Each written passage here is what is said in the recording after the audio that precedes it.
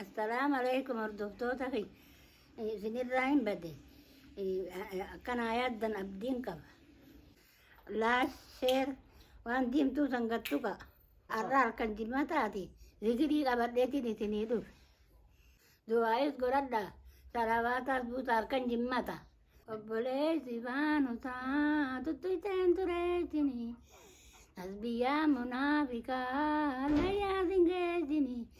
Namni maal harkaa qabaa rabbuma dureetin kan taane nu naaditu kataate nu haafitu riskii rabbirraa dhuftee galafaan nu haafitu. Ilaahii naman ganne maqaa kee sagaltamii sagaliin si gadanne. Ilaahii naman ganne Ilaahi naman ganne maqaa kee sagaltamii sagaliin si gadanne. Taane nu naaditu kataate nu haafitu riskii rabbirraa dhuftee galafaan nu haafitu. Obboleessi baanutaa tuttuuteen tureetinii tasbiyyaa munaafiqaa layyaa singeetinii.